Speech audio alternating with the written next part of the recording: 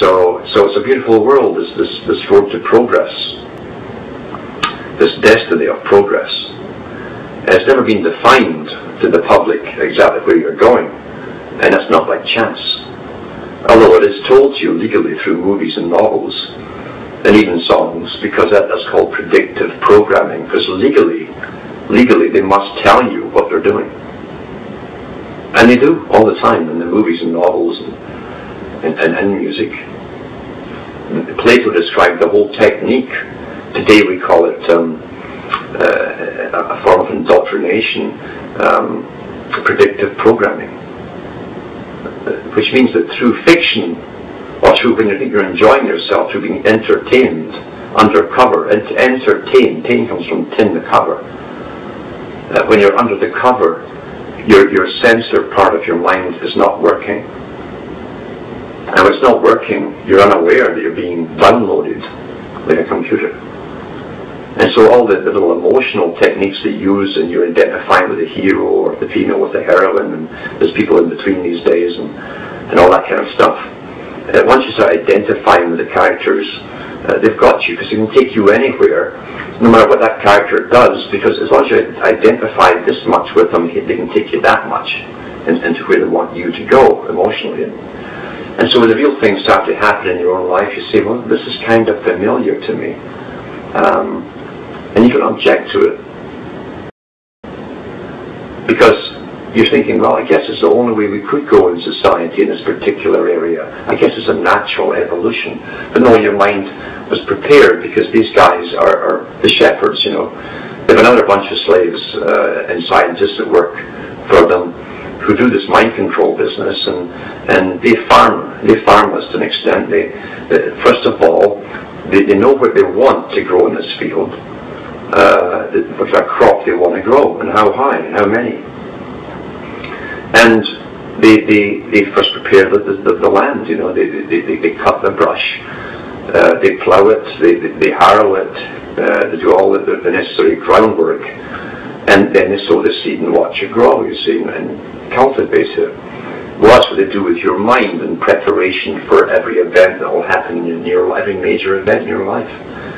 You've seen it all through movies, especially in this day and age. And in the last century, it was primarily, well, in the 20th century, it was primarily novels and stage plays and music halls, etc.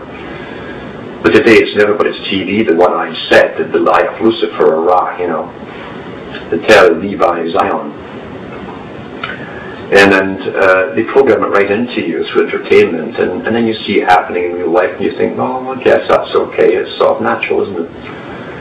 And you don't think any more beyond that. Where did that idea come from in the first place? It's marketed to you through entertainment.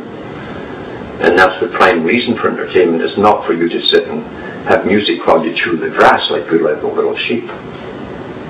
It's to program you. And that's why you have to have big bucks to get in to the entertainment industry. Big bucks.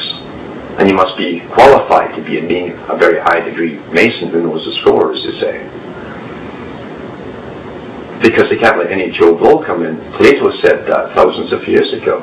Culture is created from the top and put down to the people. We're taught it comes from the grassroots, you see, and just sort of withers or blossoms or like weeds, it grows, and it doesn't, because they can't allow anything to come from the grassroots. Because it's not in their plan. You can never tell the unforetold consequences the most simplest, seemingly innocent thing could possibly do, the rippling effects, and what it would affect, and so on. So everything comes from the top down in this culture creation business. And it's always been that way in civilization. What normalcy was, we haven't a clue. Prior to the incoming of these characters with their system, their ancient system of money, chronology, priesthoods, and merchandising and rulerships. Ruler, of course, comes from the ruler that you use in school, a ruler.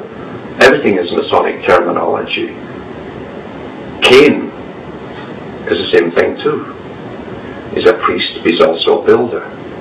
Cain was the first artificer, the first scientist who made things with metals and so on, weaponry. And you have a ruler. A cane is also a ruler. They used to use the canes, the bulrushes, to make rulers in ancient Middle East. So they rule us, and they measure us, you see. And a good ruler weighs you in the balance, as I say. And if you're found wanting, he won't have you around because he wants efficiency. And that's where we're going today, with pure efficiency. School to work.